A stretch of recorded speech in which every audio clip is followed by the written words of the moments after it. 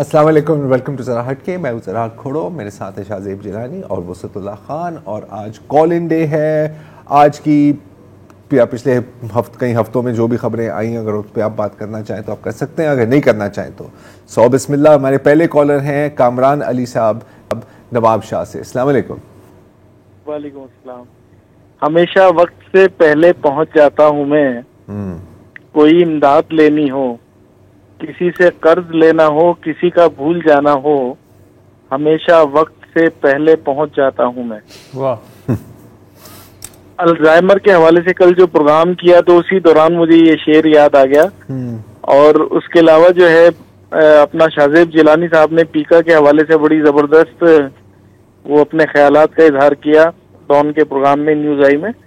और मैं चाहता हूँ कि आप थोड़ा इसके हवाले से बताएं कि ये जो पूरे पाकिस्तान का बजट है उसका ज्यादा हिस्सा पंजाब पर क्यों खर्च हो रहा है, और वो भी चंद एक शहरों पर। बाकी क्या पाकिस्तान का दूसरे सूबे हिस्सा नहीं है? सिंध के प्रोजेक्ट्स क्यों कंप्लीट नहीं हो रहे हैं? क्यों चाइनीज लोग जो है कराची में कोर्टों का रुख कर रहे हैं? क्यों उन्हें परेशान किया जा रहा है? तो ये इस हवाले से थोड़ा सा रहनुमाई फरमाएं। बताएं। मैं आपसे पूछा है। नहीं आप बताएंगे। आपसे पूछा चाइनीज लोग नहीं, चाइनीज लोग का मैं आपको बता देता हूँ। आज की खबर है शायद कि कुछ चाइनीज नेशनल्स सुप्रीम कोर्ट गए हैं, सुप्रीम कोर्ट नहीं, सिंध हाई कोर्ट गए हैं शायद, वहाँ पे केस फाइल किया है कि कुछ पुलिस एहलकार, अगर मुझे दुरुस्त याद है, उनको हरासा कर रहे हैं, उनको ब्लैकमेल कर रहे हैं और उनसे पैसे एक्सटॉर्ट कर रहे हैं। अच्छा, ये स्टोरी है। ये वो सीन तो नहीं है वो जो एनर्जी प्रोजेक्ट्स वालों को कह रहे हैं कैपेसिटी पेमेंट? नहीं, ये वो वाला नहीं है। ये वो वाला नहीं है। वो इस तरह नहीं हो रहा, वो थानेदार लेवल पर नहीं हो रहा वो काम। वो तरीके से हो रहा है। वो अलग काम है। जहां तक बजट की बात की, हाँ, तो बजट के पंजाब, हाँ, कि पंजाब में सारा लग रहा है और बाकी सूबों में नहीं लग रहा। देखें, सबसे बड़ा सूबा है आबादी के लिहाज से, तो और हमारा सबसे खुशहाल सूबा भी है। अच्छा, वहाँ पे मुतवातिर NFC अवार्ड भी है। NFC अवार्ड भी है। और फिर जो मुतवातिर जो वहाँ पे गवर्नमेंट्स आती रही हैं, चाहे वो शरीफ ख़ानदान की हो, परवेज़ इलाही की हो या दूसरों की हो, वहाँ पे एक कंपटीशन होता है काम करने का, प्रोजेक्ट्स लगाने का। पाकिस्तान बनने के बाद भी अगर आप देखें तो पंजाब ने एक बेहतर लेवल से शुरू किया और हमारे बाकी सूबे जो हैं वो काफ़ी पीछे थे। फिर हमारा जो पूरा आप देख लेंगे 70 साल में जिस तरह से हम चले हैं, तो हमारे कुछ सूबे बहुत पीछे रह गए। बलूचिस्तान तो बहुत ही पीछे रह गया और अब सिंध भी कंपटीशन में है। कभी कभी लगता है कि बाज़ चीज़ों में कि वो बलूचिस्तान पीछे होगा या सिंध पीछे होगा। तो ये इसी का एक शाखसाना है। प्लस एक आखिरी बात कि हमारे यहाँ फेडरल गवर्नमेंट जो है, जब उसमें शरीफ ख़ानदान की हुकूमत होती है और प्रोविंस में भी होती है, तो फेडरल गवर्नमेंट अपनी तरफ से बहुत सारे प्रोजेक्ट्स देती है पंजाब को। वो अपनी कॉन्स्टिट्यूंसी को पक्का करना चाहते हैं, तो एक डबल फ़ायदा होता है कि पंजाब का एक बहुत बड़ा बजट, फिर वफाक का बजट भी जो है वो प्रायोरिटी ये होती है कि वो वहाँ पर लगे, क्योंकि वहाँ पर सबसे ज़्यादा वोट हैं। इन अ नटशेल। वज़ीर खान साहब हैं कराची से। अस्सलाम वालेकुम जी। सर। हेलो। अस्सलाम वालेकुम सर। जी वालेकुम सलाम। मैं पाकिस्तान स्टील मिल से बात कर रहा था। हेलो। जी सर, सुन रहे हैं, फरमाएं। सर देखें, हम लोग 2021 से रिटायर हुए हैं और ये 2025 शुरू हो गया। तकरीबन 400 के करीब बंदे हैं रिटायर हुए। उनको अब तक उनके बकाया जात वफाकी गवर्नमेंट जो है वो नहीं दे रही। और पाकिस्तान स्टील मिल इंतजामिया फाइल यहाँ से चली जाती है सेक्रेटरी पैदावार के पास, सेक्रेटरी पैदावार से सेक्रेटरी खजाना के पास चली जाती है, वहाँ से फिर कोई एतराज लगता है, फिर सेक्रेटरी पैदावार, मतलब फाइल घूमती रहती है जी। फाइल घूम रही है, हमें घुमा के हम हम सोच रहे क्या करें। कोई आप ही बताए, कोई ऐसा। कोर्ट के अंदर भी हम गए हुए हैं, हाई कोर्ट के अंदर हमारा केस चल रहा है, 1 साल हो गया। वो भी तारीख पे तारीख ऐसा ही होता है। वो जो सिस्टम चल रहा है, आपको पता ही है किस तरीके से सिस्टम चलता है यहाँ पे। उधर भी हमने केस किया वो अलग से, और ये भी। और दूसरा देखें, स्टील मिल में जो है वो पेंशन भी नहीं है। सही है, अब जो रिटायर हो गए अफराद, वो बेचारे क्या करें, उनका गुजारा कैसे हो। EOBI वाले गए, वो 10,000 रुपए देते हैं महीने के रिटायर एम्प्लॉइज को, और बाकी इदारों में भी तकरीबन यही 10,000। अब ये जो असेंबली के अंदर MNA MP हजरात, इन्होंने अपनी 2-2 गुना तनख्वाहें बढ़ा ली, और EO BI वालों को कम 10,000 रुपए दे रहे, कम से कम इनको 37,000 जैसे मजदूर की कम से कम तनख्वाह की इतनी तो करो ताकि किसी गरीब आदमी कोई दवाई ले सके, कोई आगे पीछे कोई जरूरियात जिंदगी तो वो अपनी पूरी करे, किसी तरीके से गुजारा करे। और गवर्नमेंट इस तरफ तो गरीबों की तरफ देख ही नहीं रही, अपने मराद बढ़ाने के लिए। और हमारे हक हलाल का पैसा हमारे हर महीने एक महीने सैलरी से कटते रहे पैसे, हम वो मांग रहे हैं स्टील मिल से अपने बकाया जात। कोई भीख तो नहीं मांग रहे या उनसे कर्ज नहीं मांग रहे, न खैरात मांग रहे, हमारे अपने जो पैसे हैं वो मांग रहे हैं गवर्नमेंट से। उसके लिए भी ये 3 साल लगा रही है गवर्नमेंट। कभी आजकल कहाँ जाए हम लोग, कोई सुनने वाले ही नहीं है। आप भी बताएं क्या करें हम। हक तो आपका बनता है वजीर खान साहब, और काश हमारे पास कोई, अब जाहिर है कि हम आपको ये तो आइडिया नहीं दे सकते कि आप जाएं और रोडों को ब्लॉक करें, लेकिन अक्सर हमने देखा है कि जब ऐसा होता है तो फिर कम से कम कोई 1 ना 2 लोग आ जाते हैं, और वो भी वही ज़बानी कलामी आपको थोड़ी सी एश्योरेंस दे देंगे। लेकिन है आपका हक, आपने, अब मैं ये भी नहीं आपको कह सकता कि आप कोर्ट्स के पास जाएं, क्योंकि कोर्ट्स में तो आप पहले से ही हैं। किसी के पास कोई सजेशन है तो नहीं, मेरी जितनी भी लोगों से बात हुई है, जब भी ये कॉल्स आती हैं तो हर एक का मेरा ख्याल है जो भी ये आप पे जो बीत रही है, जो भी सुनेगा बोलेगा कि ये बहुत बड़ा जुल्म है, ज़्यादती है हमारी रियासत की, हमारी हुकूमत की, कि इस तरह से आप अपने एम्प्लॉयज़ को, एक्स एम्प्लॉयज़ को ट्रीट करें। बहरहाल आपका शुक्रिया कि प्रोग्राम के ज़रिए आपने कम से कम अपनी आवाज़ एक दफ़ा फिर उठाई है। अगली कॉल की तरफ बढ़ें जी। कराची से मोहम्मद अकील साहब है। अस्सलाम वालेकुम जी। अस्सलाम। अच्छा शाहजेब साहब, मैं आपको आजकल जो आपने वीडियो देखी होगी, एक ट्रैफिक कांस्टेबल की चल रही है, कुछ पुलिस एहलकार हैं अपने जो सोल्जर्स हैं उनको कह रहे हैं कि भाई देखो, जो हमारा कोई पुलिस वाला हो या हमारी फैमिली की यानी कि हमारी बिरादरी का हो, तो उसके साथ इज्जत से पेश आए, क्योंकि कोई और तो नहीं करता, कम से कम हम लोग उनकी इज्जत करें। ये ट्रैफिक कांस्टेबल को बाकायदा बताया जा रहा है, और आवाम के साथ वही ट्रीट करें जो आप करते हैं। आपने गुज़िश्ता 3 दिनों में 4 दिनों में देखा होगा कि रोडों पे बेबानों से पकड़ के ट्रैफिक कांस्टेबल वालों ने स्कूटर वालों के साथ तजलील किया है, और इसकी भी सोशल मीडिया पे तस्वीरें वीडियो रखी हुई। एक तो मेरा ये सवाल था। दूसरा सवाल आज का मेरा ये था कि जो आज BLA के खिलाफ जो एक अखबार में न्यूज आई है, ये पाकिस्तान की इतनी तजलील हुई है, हम क्या कर सकते हैं बताएं। हमारी हुकूमतें 70 साल से इस बलूचिस्तान को देख रही हैं, क्या कर रही हैं। BLA में पीपल्स पार्टी की हुकूमत कितने सालों से रही है वहां पर। वकील साहब सॉरी माफ कीजिएगा, आप किस खबर का हवाला दे रहे हैं, क्योंकि हमारी नजर से अच्छा, और ये सोशल मीडिया वाली वीडियो भी नहीं देखी हमने। खवातीन को खुदकश बम्बार को साथ जिनसी हरासगी करके उनको खुदकश हमलों पे मजबूर करते हैं वीडियोस बनाकर। अच्छा, ये कहाँ पे छपी है खबर? सॉरी जी सर, आज की अखबार न्यूज पेपर में भी आई, वो बाकायदा TV पर भी चल रही है आज की खबर। ये चली है मेरा ख्याल। अच्छा, मैंने ज्यादा इसको गहराई में तो सर मैं ये कह रहा हूँ कि मेरा ये खबर से देखिए हमारी मुल्क की तजलील किस लेवल पर हो रही है सर। हमारे इदारे क्या कर रहे हैं? हम सिर्फ इमरान खान के अंदर घुसे रहेंगे, हमें कुछ और नहीं देखना है। नहीं, हमें देखना है सर हमारे मुल्क की इज्जत यहाँ से नहीं जा रही है। सऊदीया ने बिल्कुल सही, ठीक है।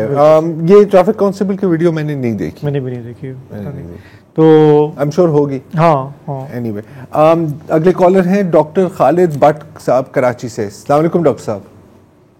जी अस्सलाम वालेकुम। वालेकुम सलाम। मेरा क्वेश्चन ये है जी कि ये जो सोलर पैनल लगाते हैं हम, अब मुझे सोलर पैनल लगाए हुए 7.5 महीने हो गए हैं। अब जाके मुझे तो 3 दिन पहले मीटर मिला है। कराची इलेक्ट्रिक वाले हमें इतना तंग करते हैं, और वो DHA वाले अलग ले रहे हैं कि जी हमें नो ऑब्जेक्शन सर्टिफिकेट। अब DHA वाले 124,000 लेते हैं कि जी नो ऑब्जेक्शन सर्टिफिकेट जी। उसके बाद फिर वो खुदाई के लिए अलग लेते हैं। तो कराची इलेक्ट्रिक वाले हमें बहुत तंग कर रहे हैं, इसके ऊपर कोई बताएं कि क्या किया जाए। बताएं सर, अगर आप ऊपर से आ सकते हैं तो ऊपर से सब यही हो सकता है। बहुत लोगों का यही इशू है जिस मीटर का जिक्र कर रहे हैं ना, क्योंकि जब आप सोलर लगाते हैं तो अगर आप नेट मीटरिंग सिस्टम इस्तेमाल कर रहे हैं तो उसका एक स्पेशल मीटर आता है, उसका चलान शायद मेरे ख्याल है कि अस्करी बैंक में आपको डालना पड़ता है, फिर वो तो 2 मिनट का काम है, फिर केई उसको प्रोसेस करता है, वो लाते हैं और उसमें कभी कभी जैसे डॉक्टर साहब बोल रहे हैं 7 महीने भी लग जाते हैं। क्यों यार अब ये तो केई को ही पता होगा। मतलब एक तो डीएचए का एनओसी वो भी समझ में आता है कि एनओसी आपने लेना है, ठीक है ना, आप अगर डीएचए में रह रहे हैं वो हर एक चीज पे एनओसी मांगते हैं, एनओसी मांगते हैं हर एक चीज पे। हाँ, लेकिन नहीं के इलेक्ट्रिक का 6-7 महीने तो नहीं लगने चाहिए। ये देखिए कभी कभी हो सकता है कि या आप क्या डिस्करेज कर रहे हैं ये लोगों को, फ्रस्ट्रेट करना चाहते हैं? आई डोंट नो, ये पता करना होगा बिकॉज अगेन मैंने भी लगाया था डॉक्टर साहब, लेकिन मैंने तो तकरीबन मेरा ख्याल है कुछ 3-4 साल हो गए हैं मुझे। ओके, तो इतना टाइम उस वक्त आसान था, उस वक्त कदरन आसान था, लेकिन मेरा ख्याल है कि अब इतने लग रहे हैं कि मेरा ख्याल है कि शायद उन मीटर्स की सप्लाई भी शॉर्ट हो गई है। हाँ ये भी हो सकता है, ये भी हो सकता है, डिलिबरेट ना हो। आई मीन कुछ मतलब देखो मेरा ख्याल है उनको तो कोई इतना फर्क नहीं पड़ता, उनको तो एक सर्विस है, वो सर्विस प्रोवाइड कर रहे हैं, बट आई डोंट नो, देखना पड़ेगा इसमें। जी अगले कोई कॉलर है हमारे पास? रहीम यार खान से मोहम्मद आसिफ हैं। अस्सलाम वालेकुम। वालेकुम अस्सलाम जनाब। जी सर। सर मैं ये बात पूछना चाह रहा हूँ कि जो बिलावल भुट्टो है ये गवर्नरी सदर हर चीजें ले रहे हैं हुकूमत से, लेकिन ये हुकूमत के साथ दिल से मुखलिस नहीं लग रहे। अच्छा वो क्यों? क्यों नहीं लग रहे आपको? ये बातें ऐसी करते हैं, इनका ये है कि शायद ये मुल्क का कुछ भला ना हो जाए। अच्छा मतलब क्या बातें कर रहे हैं वो? मतलब यही कि कभी ये गवर्नमेंट के खिलाफ ही बातें करते हैं। अच्छा आप थोड़ा सा कभी कहते हैं कि वजारत पे, कभी कहते हैं हमारे पास हुकूमत में नहीं है हम, लेकिन हुकूमत के मजे भी ले रहे हैं। हुकूमत के मजे ले रहे हैं? नहीं हुकूमत के मजे तो ले रहे हैं, हुकूमत में शामिल नहीं है। नहीं वफाकी हुकूमत में मतलब कुछ इनके पास है, बीआईएसपी वगैरह शायद इनको दिया है, लेकिन वजारतें नहीं ली ना बाकी इन्होंने, तो हुकूमत के इत्तेहादी हैं। हुकूमत में ये वो मानते भी आसिफ साहब पता है मैं आपको एक एडवाइस देना चाह रहा हूँ, जो लोग कहते हैं ना उस पर इतना फोकस ना किया। वैसे आपके लिए देखा करें कि लोग कर क्या रहे हैं। आपके लिए इस वक्त सबसे अहम मसला यही है आसिफ साहब, या कुछ और भी हैं अपने आसपास के इलाकों के? नहीं मैं ख्याल यही है। चलिए ठीक है। हाँ, नहीं आई मीन देखें अब अगेन वही हम कल भी थोड़ी सी बात की थी कि अब देखो एक तो ये कहना है कि यार ये बहुत बुरा हो गया है, हुकूमत ने मतलब इंटरनेट तबाह कर दी, ये कर दी और हमारे साथ बिल्कुल आपका अच्छा रवैया नहीं है, लेकिन जो भी अहम बिल आता है सामने साइन उसमें एहतजाजन वोट तो जरूर डालते हैं। तो मैं भी मतलब किसी को दिन रात गालियां दे सकता हूँ, लेकिन अगर मैं जाके 3 वक्त की रोटी उसके घर पे ही खा रहा हूँ तो मेरा ख्याल है कि शायद उसकी अहमियत ज्यादा है ना। वो कहते हैं ना हाथी के दांत खाने वाले और खाने वाले और, तो कहने वाले भी और होते हैं, सिंपल बात है। See what people are doing not what people are saying. Haripur से मंजूर अब्बासी साहब, अस्सलाम वालेकुम। वालेकुम सलाम। जी वालेकुम सलाम। सर मेरी आपकी वसातत से जी मौजूदा हुकूमत और आर्मी चीफ साहब से एक रिक्वेस्ट है कि जितने IPPs ने को पैसा दिया है इन्होंने अरबों में, ये सब पैसे इनसे वापस करें। अच्छा, ताकि पाकिस्तान की मईशत को बेहतर हो सके। तो फिर लोड शेडिंग शुरू हो जाएगी। पैसों को रिकवर करके ये हजारा, चित्राल, कोस्तान में छोटे छोटे डैम बनाए ताकि अवाम को पन बिजली की मतलब सुलभ में यूज हो और बिजली की रेट कम हो और सस्ती हो। सही है। तो ये अगर काम करे तो ये दूसरा ये है कि ये मईशत का कहते हैं कि एक तरफ तो ये MNA और MPA जो है वो अपनी तनख्वाह बढ़ा रहे हैं, वो दूसरी तरफ जो है सरकारी मुलाजमीन से ये तनख्वाह में कटौती और पेंशन वालों पर टैक्स लगा रहे हैं। जी बिल्कुल। तो इससे तो मुल्क ठीक नहीं हो सकता है ना। ये हमारे वज़ीर-ए-आज़म और आर्मी चीफ जो है अगर ये दोनों काम कर लें तो इस मुल्क की मईशत बेहतर हो सकती है। ठीक है, ठीक है, जायज है। अच्छा मशवरा नहीं सही है। हाँ। अच्छा इंटरेस्टिंग बात है कि अभी IPPs का जिक्र हुआ तो आपको पता है कि कुछ जो लोकल जो IPPs हैं उनके साथ काफी टफ नेगोशिएशंस हुई हैं। अगर मैं इस तरह इसको बयान करूं, इंटरेस्टिंग चीज ये है कि एक डिस्को सपोर्ट यूनिट बना है। डिस्को, अब ये दर्द डिस्को ऑब्वियसली वाले नहीं, डिस्ट्रीब्यूशन, इलेक्ट्रिक डिस्ट्रीब्यूशन कंपनी की बात कर रहे हैं। आपको पता है ना, वहाँ पे बहुत लोग डिफॉल्ट करते हैं, बिजली चोरी भी होती है। तो अब अपेरेंटली लेस्को को रेंजर्स सपोर्ट दे रहे हैं और पुलिस स्पेशल ब्रांच मेरा ख्याल है मुख्तलिफ डिस्कोस को, और इसमें इंटेलिजेंस एजेंसीज भी इन्वॉल्व मतलब है। उन कंपनियों को डिस्को नचा रहे हैं, उन कंपनियों को या उन इंडिविजुअल्स को भी जो नहीं कर रहे। और जो मैंने रिपोर्टिंग इस पे सुनी है कि अब कई सालों के बाद लोग असल में पैसा निकाल भी रहे हैं कि यार हाँ माना कि यार हमारा डिफॉल्ट है, ये लो छोड़ दें हमें। तो डंडे से काम चलेगा सर। कभी कभी इत्तेफाक है कि आज आप आ गए, मैं कल ही जमा कराने वाला था। हाँ सर, मैं तो सर बस जी सर जी ऐप नहीं चल रहा था, देखें आपकी मौजूदगी में ऐप भी चल गए। तो ये है, आई मीन कभी कभी करना पड़ता है सर, कभी कभी करना होता है। तो मैं तो कहता हूँ डू व्हाट वर्क्स यार, एंड्स जस्टिफाई द मींस। मैं तो इसका बिलीवर हूँ। मेरा ख्याल है ब्रेक ले लेते हैं, उसके बाद कोशिश करेंगे आपकी मजीद कॉल्स नहीं है।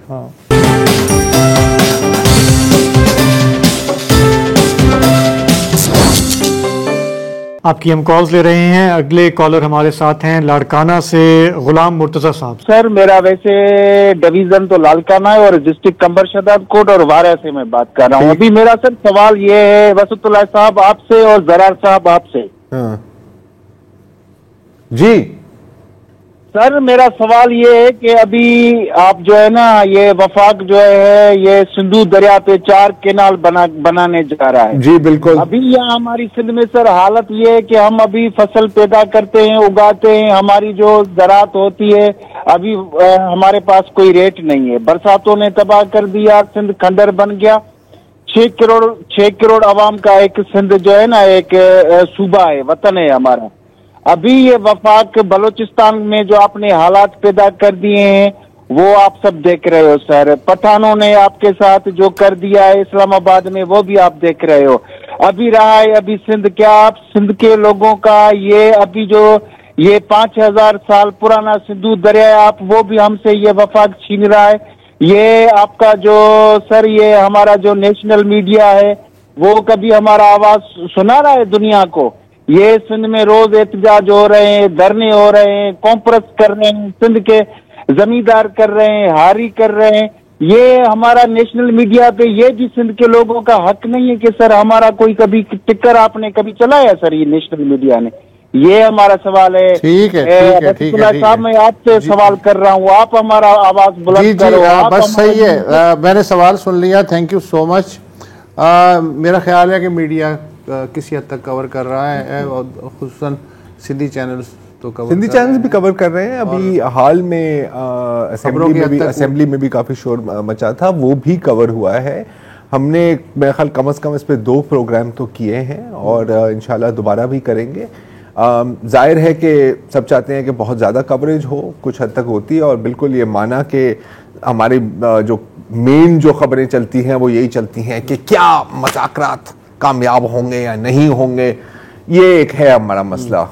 लेकिन ये बिलखसूस सिंध के लिए एक बहुत जहाँ तक नहरों का मसला है, मेरा ख्याल है कि अगर विफाकी और सूबाई हुकूमत क्लियरली नहीं बताएंगी कि मंसूबा है क्या, सिंध हुकूमत भी क्लियरली नहीं बताएगी कि वो क्या समझी है, तो जाहिर है कि गलत फहमियों का नुकसान जो है बहुत ठीक ठाक हो सकता है। तो ये दोनों हुकूमतों का फ़र्ज़ है कि वो फ़ज़ा को क्लियर करें कि क्या बन रहा है, क्यों बन रहा है, किस पानी से बन रहा है। अभी मैं पार्लियामेंट में एक तकरीर सुन रहा था, पंजाब के एक रुकन थे, MN थे, तो उन्होंने कहा कि जी समझ में नहीं आ रहा कि ये क्यों हो रहा है, इसलिए कि 91 का जो वाटर रिकॉर्ड है उसके हिसाब से हमें जितना पानी मिलता है तो अब हम उस पानी को जैसे चाहें इस्तेमाल करें। आप तब एतराज़ करें कि जब आपका एक बूंद पानी भी कम हो, उस रिकॉर्ड के हिसाब से कम हो, तो आपको चीखने का हक है। अब मुझे नहीं पता वो एक्चुअल सूरत हाल यही है जो वो बयान कर रहे थे या तस्वीर का कोई दूसरा रुख भी है। तो मेरा ख्याल है कि फौरी तौर पे सूबाई और वफाकी हुकूमत को क्लैरिफाई करना चाहिए, वरना जो अफवाहें हैं वो दीमक का काम करती हैं वफाक के लिए। बिल्कुल, एब्सोल्युटली। नेक्स्ट कॉलर कौन है हमारे पास?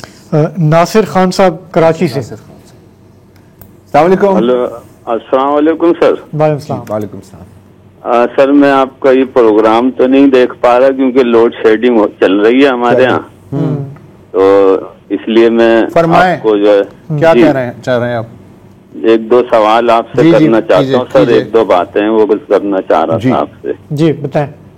एक तो सर ये है कि आज वजीर दिफा ख्वाजा आसिफ साहब ने जो प्रेस कॉन्फ्रेंस की है, तो वो मुझे उसकी कोई खास कवरेज मीडिया पे उस तरह से नजर नहीं आई। उन्होंने क्या कहा है? काम की बात की है।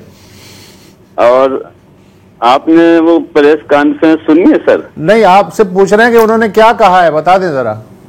देखिए हमारे यहाँ तो लोड शेडिंग चलती है, मैं भी वो पूरी सुन नहीं सका हूँ, ठीक है, थोड़ी सी मैं सुन पाया हूँ। जो थोड़ी सुनी है आपने उसमें क्या कहा? वो क्या है? जी हाँ, क्या उसमें कुछ ये बैरियर टाउन के हवाले से और कुछ करप्शन के हवाले से और नैब के हवाले से उन्होंने बातें की थी शुरू। अच्छा, ये इसकी मैंने न्यूज स्टोरी देखी। अच्छा, आज जो है वो मैंने देखा कि उस तरीके से टीवी चैनल, न्यूज चैनल ने वो हेडलाइन नहीं चलाई, ना कोई दूसरी पार्टी। लेकिन आप तो कह रहे हैं कि आपके यहाँ लोड शेडिंग है, तो आप क्या तो कह रहे हैं आपके यहाँ लोड शेडिंग है, तो अगर चलाई भी होगी तो आपको कैसे पता चलेगा? वो मैं बाद में जब लाइट आई और मैंने जो ये हेडलाइंस देखी और खबरें देखी, तो उसमें कोई खास तस्करा कहीं चैनल्स पे नजर नहीं आया, ना कोई बयानात नजर आए दूसरी पार्टियों के। अच्छा, अब बाद में जो प्रोग्राम आते हैं 10 बजे, उसमें भी मुझे कोई एंकर पर्सन उस प्रेस कॉन्फ्रेंस का जिक्र करते हुए नजर नहीं आए। अच्छा, एक तो ये है कि इसकी क्या वजह हो सकती है? अच्छा, मेरा ख्याल है कि जो आप कहना चाह रहे हैं, जो आप शायद नहीं कह पा रहे, वो ये है कि क्या क्योंकि ख्वाजा आसिफ ने मलिक रियाज का नाम लिया है तो इस पर कवरेज नहीं हो रही, आप ये कह रहे हैं? हो सकता है, कोई बहुत सी वजूहत हो सकती है उसकी। बहरहाल मेरा ख्याल है आपका इशारा इस तरफ है। अच्छा, पिछले 2-3 रोज में जब से ये नैब की प्रेस रिलीज आई थी और फिर उसके बाद मलिक रियाज साहब का एक काफी मुंह तोड़ किस्म का जवाब आया था, तो यार कवरेज तो मैंने तकरीबन हर चैनल पर देखी। हाँ, अब वो एक अलग बात है कि कोई कहे एक नामवर प्रॉपर्टी टाइकून, कोई खुल के कहे मलिक रियाज, वो एक अलग बात है। नासिर साहब मुतमईन नहीं है, नहीं वो आप नहीं है। ख्वाजा आसिफ की मैंने प्रेस कॉन्फ्रेंस नहीं देखी, मैं यूजुअली अवॉइड करता हूँ, क्योंकि यार बंदा आप 24 घंटे प्रेस कॉन्फ्रेंस ही देखता रहे, खाना भी खाना होता है। पॉइंट इज कि मैंने उसकी थोड़ी सी स्टोरी पढ़ी थी, तो उसमें जो मेन टेक अवे पॉइंट था उसका वो ये था कि जी बिल्कुल हम एक्स्ट्राडाइट इन्हें करेंगे और फिर ये पाकिस्तान आएंगे और फिर इनसे जितने भी इनके केसेस हैं वो चलेंगे। ऐसी कोई बात। और उन्होंने कहा कि जो अदलिया से उनका एहतसाब होना चाहिए वो भाग नहीं सकते, उनसे भाग नहीं सकते। तो ये हुकूमत के वज़रा अब वो खुद भी हिम्मत करके ओपनली बात कर रहे हैं। काफी अर्से तक तो वो भी नाम नहीं लेते थे, तो अब जाहिर है बुरा वक्त है मलिक रियाज पे, तो सब अपने स्कोर्स सेटल करेंगे उनके साथ। तब्दीली धीरे धीरे आती है, हाँ, और कभी कभी एकदम आती है और ब्रेक भी आ जाती है। ब्रेक ले लेते हैं।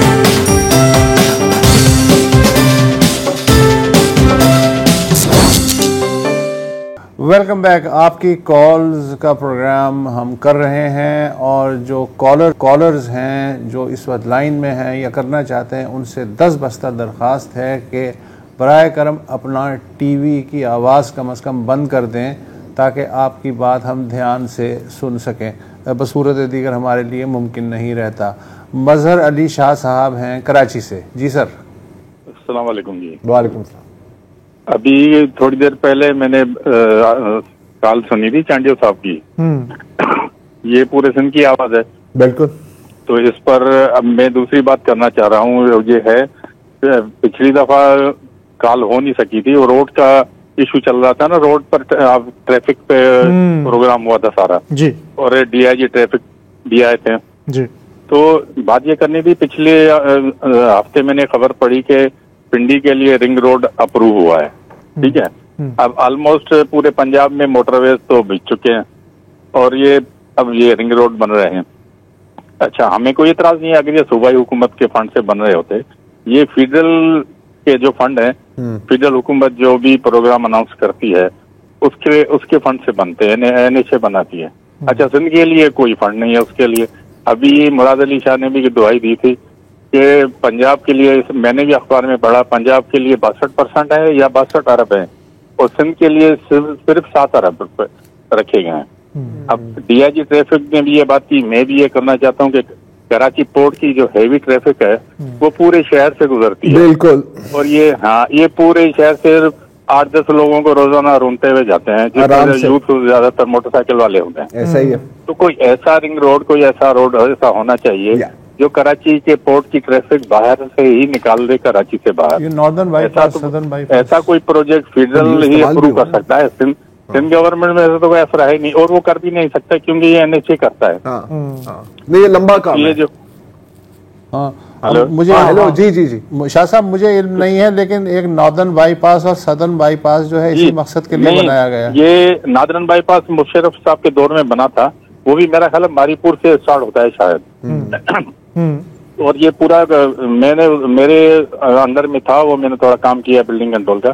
तो वो एक सिंगल रोड है, वो उस पर बहुत हैवी ट्रैफिक है, वो कोयटा के लिए भी आपके लिए भी जाती है। मतलब ना काफी है ना, ना काफी है ना, काफी होना नहीं। हाँ, ना काफी। एक ऐसा रोड होना चाहिए तो बार हैवी ट्रैफिक यार नहीं, एब्सोल्युटली मैं मतलब 100% मैं इनसे एग्री करता हूँ यार। हम कितनी बार ये थोड़ा सिंध के लिए भी जो है तख्ते लाहौर वाले सोचें, 62% खुद अपने लिए ना रखें, तो छोटे सूबों के लिए भी रखें। बलोचिस्तान और ये जो सरहद तो वैसे ही हाथ से निकल चुका उनके, और सिंध से अभी पैसा मार रहे हैं, अब ये प्रोग्राम ये से नहीं देंगे तो फिर ठीक है। यू नो, एक इंटरेस्टिंग बात है कि कुछ माह कबल ये जब ये कनाल वाला प्रोजेक्ट अनाउंस हुआ था, तो इत्तेफाक से मेरी मुलाकात हुई थी कुछ पावरफुल हलकों से। तो ऐसी जनरल बात हो रही थी, तो मैंने उनको ये ज़रूर कहा था, मैंने कहा कि यार ये मतलब आप लोगों को ऑन पेपर ये चीज़ शायद बहुत अच्छी लग रही हो, कनाल वाला, और मैं इसकी टेक्निकलिटीज़ नहीं जानता, लेकिन इस बात को आप नज़रअंदाज ना करें कि सिंध में इसके खिलाफ बहुत गुस्सा है, और ये एक पोटेंशियली एक्सप्लोसिव सिचुएशन बन सकती है गोइंग फॉरवर्ड। वही आपकी बात जब तक क्लैरिटी नहीं आई। और आपको पता है 2-3 दिन से मुसलसल ज़राअत के बारे में जो खबरें आ रही हैं, 42% कम बारिश हुई है पंजाब में और सिंध में। सिंध में 55% कम हुई है, और इसका असर जाहिर है कि जो फसल कटेगी उस पर आप देखेंगे। बिल्कुल। तो चीज़ें मल्टीप्लाई होंगी, प्लस ये वाला गुस्सा भी, प्लस ज़राअत भी अगर ख़राब हो जाती है तो चीज़ें जो है मेरा ख्याल। और जब ये सिचुएशन होती है ना, तो फिर एक चिंगारी की जरूरत होती है। हाँ, फिर कोई भी खबर जो है भले अफवाही हो। या एग्जैक्टली। डॉक्टर मोइन साहब हैं कराची से। हेलो जी। हेलो जी, अस्सलाम वालेकुम डॉक्टर साहब। अस्सलाम जी सर। जी, अस्सलाम वालेकुम तमाम हजरात को। वालेकुम सलाम। जी, मैं आपका पॉइंट ऑफ व्यू लेना चाहता हूँ इस बात पे कि ये जो डिस्कशन मज़ाकरात हो रहे हैं PTI और हुकूमत के दरमियान, उसमें डेडलॉक आ जाता है। कभी वो मुतालबात करते हैं कि हमें रेटिंग में दिया जाए, कभी जुबानी मुतालबात मांगते हैं, लेकिन सब लोग जानते हैं एक्चुअली प्रॉब्लम जो है वो सबके साथ एक ही है, सभी एक ही सांप के डसे हुए हैं, और उससे ये नजरें क्यों चराते हैं, ये क्यों नहीं बात करते सिविल सुपरमेसी की, जिसकी ना होने की वजह से सब लोग मुतासिर हैं। हर पार्टी को जब भी जाती है तो एक ही शिकायत होती है, वो सबको पता है, लेकिन उससे ये नजरें क्यों चरा रहे हैं, उस पॉइंट पे क्यों नहीं बात करते। अगर वो पॉइंट हल हो जाए तो हमारे इलेक्शन भी सही हो जाएंगे। हमारी लेकिन डॉक्टर साहब थोड़ा सा इन्होंने पॉलिटिकल पार्टीज को थोड़ी सी रियायत दें। ये मुस्लिम लीग नून पहले PTI से निमट ले, और PTI मुस्लिम लीग नून और पीपल्स पार्टी से निमट ले, उसके बाद सिविल सुपरमेसी का मसला भी हल हो जाएगा। कोई भागा तो नहीं जा रहा ना। सुपरमेसी किसके लिए होगी फिर वो? अब ये अलग सवाल है, ये एक अलग सवाल है। लेकिन बात आपकी बजा है, मतलब जो एक वक्त पे कहते थे कि वोट को इज्जत दो, वो फिर अब कहीं और बैठे हुए हैं, और जो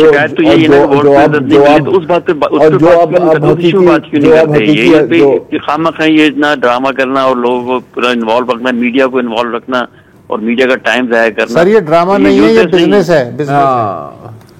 ड्रामा नहीं है, धंधा है सर, धंधा। हाँ, बस यही मैं आपसे यही है। बस मैं भी ये समझ रहा हूँ सब कुछ धंधा हो रहा है, लेकिन दुरुस्त समझ नहीं हो रहा। सर बालकनी में बैठ के तमाशा देखिए बस। हाँ, ऐसा ही है।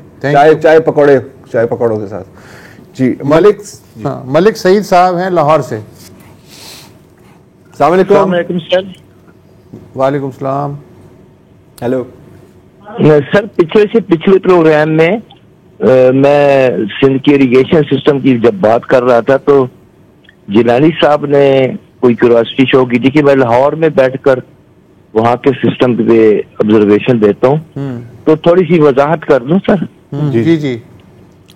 सर, ये जब लॉयड बराज, जिसको हम सक्खर बराज बोलते हैं, इसकी तकमील के बाद सक्कर बराज से निकलने वाली जो केनाल के कमांड एरियाज को आबाद करने के लिए पंजाब के लोगों को ना जमीनें ऑफर की गई थी। हमारे बड़ों ने भी 1930 की दहाई के इब्तदाई बरसों में जमीनें खरीदी और आबाद की। बल्कि आज हम कहते हैं कि करेंगे अहले नजर ताजा बस्ती आबाद की मिस्ताक। आज भी डिस्ट्रिक्ट नवाबशाह में मेरे दादा के नाम की कोट शेर खान और मेरे चचे के नाम की कोट खान जबान मौजूद हैं, जहां हमारी बरादरी कायम दायम है। तो तभी मैं सिंध के जो इरिगेशन के मामलात है ना उस पे अपने ऑब्जर्वेशन दिए थे और ये भी अर्ज की थी कि CCI की मीटिंग कॉल की जाए, जबकि मुराद अली शाह साहब लेटर भी लिख चुके हैं इसको फेडरल गवर्नमेंट को, पता क्यों नहीं कर रहे ताकि ये मसला बिल्कुल सेटल हो। सही बात है। इसके अलावा सर एक फायदा उठाते हुए कुछ और भी पॉइंट आउट करता हूँ कि सक्खर और नवाबशाह के एयरपोर्ट की हालात भी बहुत डाउन है। इनको भी सिविल एविएशन अथॉरिटी को आप जरा मुतहर्रिक करें कि इसकी मेंटेनेंस और इसका जो फ्लाइट ऑपरेशन का स्केड्यूल है बहुत ही अनसर्टेन है। ओके। और एक अगर इजाजत हो तो एक छोटी सी बात और कर लूं। जी जी। अभी शायद कल की बात है या परसों की, हाई पावर सिलेक्शन बोर्ड में 2 पॉलिटिशियन को भी डाला गया है जो ग्रेड 21 से 22 की प्रमोशन के लिए। तो इसमें हमारे बिलावल भुट्टो जरदारी साहब हैं और ख्वाजा आसिफ हैं जी। तो अगर पॉलिटिशियन कोई डाल लें तो पार्लियामेंटेरियन में से कोई टेक्नोक्रेट्स को डाल लें ताकि इवैल्यूएशन जरा बेहतर हो जाए, बजाय इसके कि उसमें लोगों में ये ब्यूरोक्रेसी में ये ऐसा तासुर जाए कि शायद यानी वो जिसको कहते हैं ना कि वो ब्यूरोक्रेसी के लिए कोई डायलेमा ना बन जाए, क्योंकि हम पॉलिटिशियन के हमेशा एक मुहावरा है कि अंधा बांटे रेवड़ियां अपनों को दे, वो खदशात हो सकते हैं ब्यूरोक्रेसी को। थैंक यू सो मच, आपने दोनों तीनों पॉइंट जो है बड़े अच्छे, ये अच्छा पॉइंट दिया इन्होंने कि ये ख्वाहिश होनी चाहिए CCI वाला। हाँ, भले पार्लियामेंटेरियन होने हैं लेकिन हर पार्टी के अंदर टेक्नोक्रेट्स भी हैं। हाँ। ऐसे मामलात में आप उनको ला सकते हैं। रिटायर्ड ब्यूरोक्रेट्स हैं जिनको पूरा ब्यूरोक्रेसी का पता है, लेकिन वो तब के आप मेरिट को वो करना चाहते हो, रादर देन अपने आप को असर्ट करना चाहते हो कि जी मेरा ये फेवरेट ब्यूरोक्रेट है, इन्होंने हमें सर्व किया, इन्होंने हमारे कहने पे चले। हालांकि ख्वाजा आसिफ और बिलावल भुट्टो को तो फुर्सत ही नहीं होनी चाहिए बाकी कामों से कि जो इन बोर्डों में है। तो क्या। दूसरा ये भी आपका बहुत बहुत शुक्रिया कि आपने क्लैरिफाई किया कि इरिगेशन के मामलात में दिलचस्पी क्यों है। मैंने एतराज नहीं किया था, क्यूरियोसिटी मुझे ये थी कि लाहौर से कॉल्स आ रही हैं और आपकी नॉलेज भी काफी ज्यादा है सिंध के इरिगेशन के मामलात पे, तो मैंने इसलिए सवाल उठाया था कि इट्स इंटरेस्टिंग। तो आपने चूंकि बैकग्राउंड बता दिया, इतना पुराना आपके साथ आपका वास्ता है सिंध में जमींदारी के साथ, आबपाशी के साथ, तो अब ये बात समझ में आ रही है। तो हमें एक ब्रेक की तरफ जाना है शायद। बिल्कुल एक ब्रेक ले लेते हैं, उसके बाद आपकी मजीद कुछ कॉल्स लेंगे।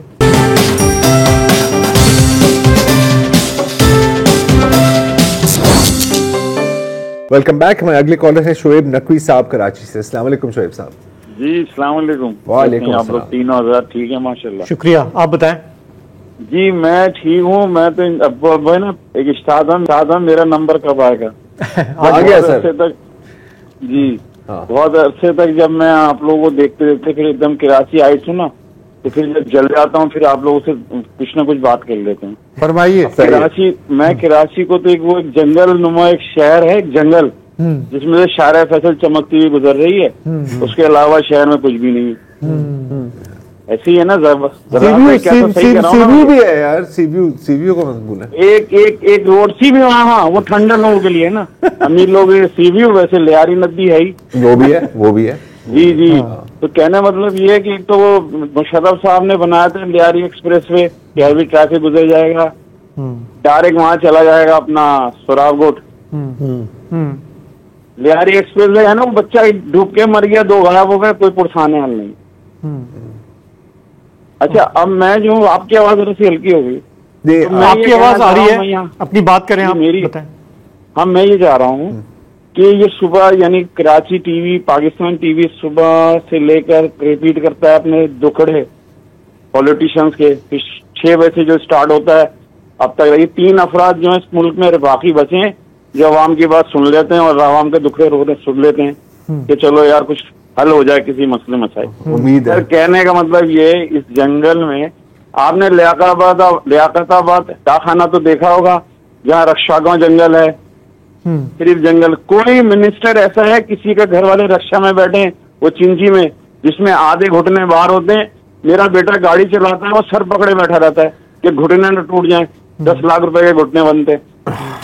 तो कहने मतलब ये है, मेरे सवाल बहुत सारे थे, मैं सब भूल गया। सिर्फ ये कह रहा हूँ अल्लाह के वास्ते। ठीक है, आपका दुख जो है, सवाल तो आप भूल गए लेकिन आपका दुख जो है हम तक पहुंच गया है। मैं बता रहा हूँ मेरे ठीक है 92% पुलिस में उसने मैट्रिक पास किया 2 साल पहले, गोल्शन कॉलेज में उसने एडमिशन लिया। अभी उसको बताना सुने 51% उसकी परसेंटेज आई। आपकी आवाज नहीं आ रही। 1% का वो बैठा हुआ किस यूनिवर्सिटी में एडमिशन दिलाऊं से 51% है A+ और उसके जो नंबर होने चाहिए नकवी साहब सॉरी आपकी लाइन साथ नहीं दे रही है और बात समझ में नहीं आ रही है। की बात कर कुछ आपका पॉइंट ऑफ व्यू आ गया लेकिन मार्किंग में घपले हुए हैं। 92% आए और 51% उसका एग्रीगेट निकल रहा है। अच्छा ये है इनके साहबजादे का शायद। और ऐसे बहुत सारे केसेस हैं जो सोशल मीडिया पे चीख रहे हैं। नंबरों में 2 नंबरी। हाँ ऐसा ही चल रहा है। और 12 ये तो है जी। शाहिद अली साहब हैं पिंडी से। अस्सलाम वालेकुम जी। जी अस्सलाम वालेकुम। जी अस्सलाम वालेकुम शाहिद साहब, क्या हाल है? खैरियत से आप ठीक हैं? बिल्कुल, आखिरी चंद मिनट है प्रोग्राम के, अपनी बात कहिए। जी सर, ये जो हमारा बड़ा एक इशू आजकल चल रहा है कैनाल्स वाला, जो सिंध का कुछ उसमें रिजर्वेशन है। जब भी पाकिस्तान बना था तो जितना पानी पाकिस्तान में आता था वो 3 करोड़ लोगों के लिए था और आज वही पानी 25 करोड़ लोगों के लिए। जी मेरा ख्याल है कि जो हमें एजुकेट करने की जरूरत है अपनी आवाम को, वो ये है कि we have to change the way we are using water. बिल्कुल हाई एफिशिएंसी इरिगेशन सिस्टम्स पे जाना, बिकॉज अगले 10 से 12 साल 15 साल में पाकिस्तान की पॉपुलेशन को 40 करोड़ के करीब हो जाएगी आराम से। तो मेरा ख्याल है जो आप जैसा फोरम है जिसमें पढ़े लिखे लोग बैठे होते हैं, हमें मेरा ख्याल है हाई एफिशिएंसी इरिगेशन सिस्टम्स के ऊपर लोगों को एजुकेट करना चाहिए और लोगों को बताना चाहिए कि एक तो रिसाइकलिंग पानी की, कराची में दाबेजी से जो 10 मिलियन गैलन पानी रोज आता है वो शाम को समंदर में सीवरेज के पानी में मिक्स होकर वापस चला जाता है। वी आर नॉट री यूजिंग दैट वाटर। जी जी। दुनिया में 3-3 4-4 दफा 10-10 दफा वही पानी यूज किया जाता है। तो मेरी सर आपसे हम्बल सी रिक्वेस्ट होगी कि आपके फोरम से इसके ऊपर एक पूरी डिबेट की जाए और लोगों को एजुकेट किया जाए कि अपना घरों के लेवल से लेके कमर्शियल लेवल तक रिसाइकलिंग ऑफ वाटर। सर शायद पॉलिसी मेकर्स को भी यही कहा जाए और अबव ऑल हमें ये जो 140 मिलियन एकड़ फीट ऑफ वाटर जो हमारे पूरे सिस्टम में चल रहा है, इसको हमें 3 टाइम्स 4 टाइम्स 5 टाइम्स बढ़ाना है और वो सिर्फ हाई एफिशिएंसी इरिगेशन सिस्टम से बढ़ सकता है। शाहिद साहब उसमें हमारे ये सारे मसले एड्रेस हो जाएंगे। तो मेरी आपसे बस यही हम्बल सी। वाह शाहिद साहब डन समझे।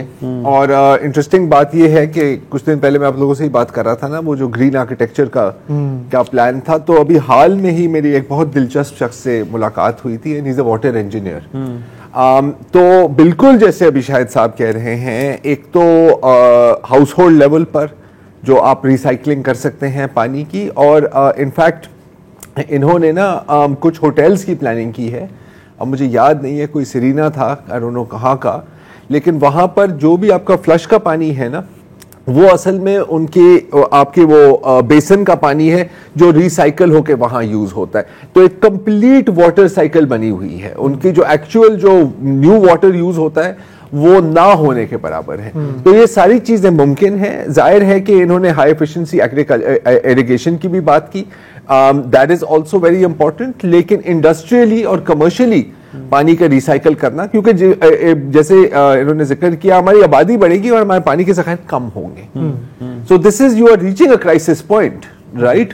अभी से ही आप ये चीजों को करें तो मतलब कुछ तो ये भी चीजें होनी चाहिए मेरी नजर में, कि जैसे कि आपके बिल्डिंग कोड में होना चाहिए कि जो भी नई बिल्डिंग बने उसमें कुछ हद तक वाटर रिसाइकलिंग और रेन वाटर हार्वेस्टिंग की सहूलत वहां पर it should be in built. क्योंकि अगर आपने पहले से घर बना हुआ है और फिर आप उसको उसके अंदर ऐड करने की कोशिश करें, वो बहुत लंबा और बहुत महंगा और बहुत एक तकलीफ दे काम होता है। चीजें टूटती हैं, पाइपें लगते हैं, and so on and so forth. लेकिन नई बिल्डिंग्स में इट मेक्स परफेक्ट सेंस। तो आई थिंक इस पे हमें sooner rather than later, because canal वाले इशू पे भी मुझे लग रहा है कि हमें एक दोबारा करना चाहिए। उसके साथ अगर हम ये जोड़ दें, I think that's a great show. तो थैंक यू शाहिद साहब फॉर द रिमाइंडर। बहुत अच्छा है, इसके लिए मेरे पास लोग भी मौजूद हैं। कराची से हमारे साथ हैं राहिल अशर साहब। जी अस्सलाम वालेकुम। अस्सलाम वालेकुम राहिल साहब। हाँ जी, आखिरी वक्त में छोटी सी बात करूंगा, जो आपको बरकतुल्लाह साहब और आप थे कि पानी का इशू था, तो आप लोगों को बताऊं, फिर मंडे को धाबे जी की के इलेक्ट्रिक की बैकग्राउंड की वजह से दोनों लाइनें बस्ट हो गई। बिल्कुल। वाटर बोर्ड में एक साहब से बात हुई, उन्होंने कहा जी ये तो आप कराची वाले ये चीज अपने जहन में रख लें कि दिसंबर में 17 अरब रुपए के टैंकर्स कराची वालों को बेचे गए, और यही हाल जनवरी में करना है, फरवरी जब मार्च में मौसम चेंज होगा, पानी की कैपेसिटी आप लोगों का यूजेज बढ़ता है, टैंकर की प्राइस बढ़ती है, जैसी दिसंबर जनवरी फरवरी में ज्यादा सर्दी होती है, पानी का इस्तेमाल कम होता है। तो उसमें कहा जी इसमें आपकी सिंध गवर्नमेंट भी इन्वॉल्व है, वाटर बोर्ड भी है, हाइड्रेंट माफिया भी है, टैंकर माफिया भी। बिल्कुल। जानबूझ के इलेक्ट्रिक को कहा जाता है जी 15 मिनट के लिए लाइट बंद कर दें, तो पानी बह जाता है, लाइन बस्ट हो जाती है, और हम लोग फिर टैंकर माफिया के रहमो करम पे होते हैं। वही अभी सर्दी के मौसम में जो टैंकर है वो अल्लाह अल्लाह करके 6000 पे आया था, आज उससे बात की तो उसने कहा जी 16000 से 18000 के दरमियान देना है, तो बात करें, वरना नहीं तो हम लोग तो कराची वाले, अभी आप पानी की बात कर रहे हैं, हम तो इन सारे महकमों के आगे बेबस होकर पानी के लिए तो तरस रहे हैं, बाकी चीजें तो क्या मिलेंगी हमें, जो बेसिक नेसेसिटी है पानी, वही हमें मयसर नहीं है। यही मेरा आज बात है आपसे। ठीक है, बिल्कुल सही है। हाँ, ये शहर समुद्र के किनारे है ना। हाँ, क्या समुद्र के किनारे? समुद्र के किनारे। हाँ, लेकिन वो नहीं साइंटिफिक उसमें मत जाओ। अच्छा, मैं मुहावरतन बात। अच्छा, हाँ ठीक है। इससे मुझे याद आया कि शारजा से डॉक्टर अतर साहब, अस्सलाम वालेकुम। सर कैसे हैं आप? बिल्कुल ठीक, आप बताइए कैसे हैं? सर मेरा एक सवाल ये है कि मैं एक आम शहरी के हिसाब से की हैसियत से जी मेरा क्या रोल होना चाहिए जब मैं देखता हूँ कि रियासत मेरे मुल्क के शहरियों के साथ ज्यादती करती है, बिलखसूस मतलब KPK में जो कुछ होता है, बलूचिस्तान में जो कुछ हो रहा है, अंदरूनी सिंध में जो कुछ होता है, और कराची भी उससे बाहर नहीं है। मेरा ये सवाल है कि मेरा क्या रोल होना चाहिए कि मैं अपने भाइयों के साथ किस अंदाज में खड़ा हूँ कि वो रियासती जबर जो उन पर हो रहा है, कम से कम मैं उससे बरीउज़्ज़िम्मा कैसे हो सकता हूँ। ये तो खैर आपको सोचना है, और आप शारजा में हैं, दिल लगा के काम कीजिए डॉक्टर साहब। हाँ, मतलब आप आवाज उठा सकते हैं, आप इनफरादी तौर पर उनकी मदद करने की कोशिश कर सकते हैं, यही चीजें हैं। मतलब इसके अलावा आप कुछ और करना चाह रहे हैं? आपके ज़हन में क्या आता है? हेलो, आम आदमी का क्या रोल हो सकता है? मैं तो खान साहब से रहनुमाई चाहता हूँ इस बारे में। नहीं, आप आम आदमी हैं, आप क्या ने अपने लिए क्या रोल सोचा है, क्या कर सकते हैं इस कैपेसिटी में कि आप शारजा में बैठे हुए? To be honest, really honest, मैं जब खास तौर पर मेरे पख्तून भाई होते हैं ना मेरे सामने, या बलोच भाई आए, तो जो मतलब मैं जितना कोशिश कर सकता हूँ कि उनको मैं जितना कंपनसेट अपनी तरफ से कर सकता हूँ वो मैं करता हूँ अल्हम्दुलिल्लाह। सही है, चले जो आपको दुरुस्त लगता है वो जारी रखिए, जाहिर है यही कर सकते हैं। Thank you so much. दुनिया तो आप अकेले नहीं बदल सकते, अपने आप को बदल सकते हैं ज्यादा से ज्यादा। जी, मियां मुजफ्फर है सियालकोट से। अस्सलाम वालेकुम मुजफ्फर साहब। वालेकुम सलाम जी सर। अच्छा जी, मियां मुजफ्फर बात कर रहा हूँ जी सियालकोट से। जी जी। तो मुख्तसर से बात करनी है क्योंकि प्रोग्राम का एंड है जी। तो यही कहना है कि हम शहर इकबाल से बात कर रहे हैं, शहर इकबाल को भी कभी डिस्कस किया करें। हम बहुत अच्छा रेवेन्यू देते हैं पूरी दुनिया में, सियालकोट की एक्सपोर्ट इंपोर्ट और स्पोर्ट्स के हवाले से, और जैकल की जो इंडस्ट्री है उसके हवाले से हम लोगों ने पूरे पाकिस्तान का नाम रोशन किया हुआ है। बिल्कुल। लेकिन मैं यहाँ बड़े अफसोस से कहूंगा कि हम आपका प्रोग्राम अक्सर सारी फैमिली बैठ के देखते हैं। आपके मौज़ूआत जितने भी मौज़ूआत हैं बहुत अच्छे होते हैं, लेकिन मेरी रिक्वेस्ट है कि सियालकोट को भी कभी डिस्कस आप सजेस्ट करें सियालकोट में क्या हाईलाइट हो सकता है हमारे प्रोग्राम में। स्पोर्ट्स गुड्स हैं, ठीक है, जिसमें फुटबॉल है, और फुटबॉल के अलावा लेदर जैकेट है, इस तरह के जो है ना, मतलब सक्सेस स्टोरीज और है, और मतलब मैं इजाफा कर दूं सर्जिकल टूल्स। सर्जिकल टूल्स नहीं, वैसे मतलब ये सर्जिकल की बड़ी इंडस्ट्री है सियालकोट में कि पूरी दुनिया में सियालकोट के नाम से पाकिस्तान को जाना जाता है। नहीं सर, सियालकोट मानने की बात है, एक बहुत बड़ी नजर न लगे, एक बहुत बड़ी सक्सेस स्टोरी है and you know we are proud of, आपको फख्र महसूस होना चाहिए और यकीनन आपको होगा। और हाँ, मेरा ख्याल है कि अच्छी चीज पे भी हम बात कर लें तो कोई हर्ज नहीं है। तो आपकी कॉल का शुक्रिया। इसी पॉजिटिव नोट पे आज के हमारे प्रोग्राम का वक्त खत्म हुआ। हमें इजाजत दीजिए, पीर को आपसे मुलाकात होगी। खुदा हाफिज, शब बखैर।